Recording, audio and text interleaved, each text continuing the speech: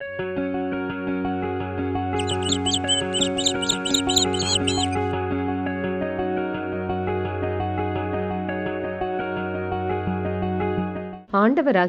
இயேசு கிறிஸ்துவின் இனிய நாமத்தில் உங்களை சந்திப்பதில் மிகுந்த மகிழ்ச்சி அடைகின்றேன். நாம் இன்று தியானிக்க எடுத்திருக்கும் வசனம் திருத்தூதர் பணிகள் அதிகாரம் 15 இறைவார்த்தை 16.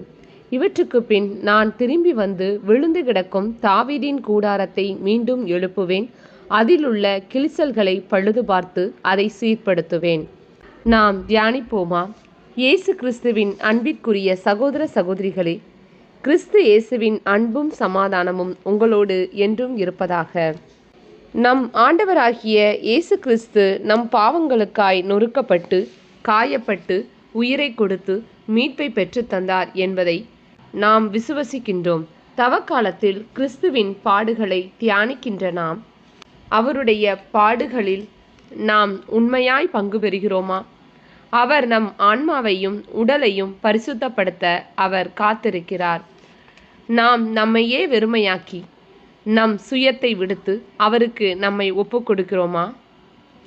ஏனெனில் நம் தகப்பன் நாம் எவ்வளவு பாவசேற்றில் விழுந்தாலும் நம்மை அவருடைய பரிசுத்தத்தால் தூய்மையாக்கி மீண்டுமாய் விழுந்து கிடக்கும் தாவீதின் கூடாரத்தை எழுப்ப தயாராய் காத்திருக்கிறார்.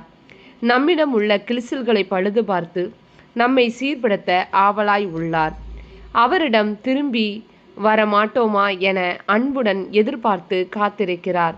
விவிலியத்தில் நாம் காணும் ஊதாரி மைந்தனுக்காய் காத்திருக்கும் தகப்பன் போல.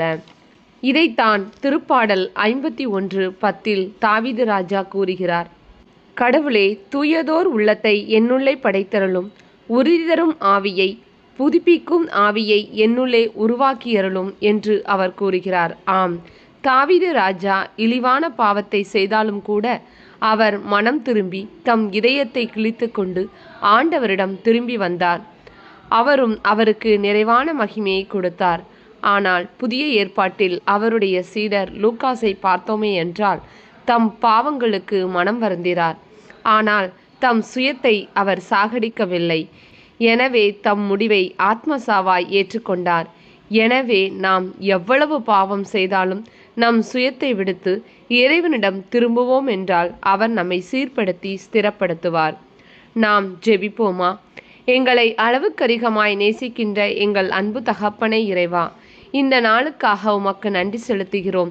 இந்த புதிய மாதத்தை காண வைத்த கிருபைக்காக நன்றி. நாங்கள் எங்கள் பாவங்களுக்காய் மனம் வருந்தி எங்கள் சுயத்தை விடுத்து உம் சித்தமே எங்களில் நிறைவேற எங்களுக்கு வேண்டிய அருளை வழங்குவீராக. தொடர்ந்து உம் போதனையை எம்மில் வாழ்வாக்கி உம் அன்பில் என்றும் நிலைத்திருந்து உம் சமூகத்தில் வாழ தகுதியுள்ள பிள்ளையாய் வாழ வரம் கேட்டு மன்றாடுகிறோம். இந்த எளிய ஜெபத்தை இயேசு கிறிஸ்துவின் இனிய நாமத்தில் ஒப்புக்கொடுத்து ஜெபிக்கிறோம் எங்கள் நல்ல பிதாவே, ஆமேன். இந்த நாள் மகிழ்ச்சியின் நாளாக அமையட்டும். Praise the Lord.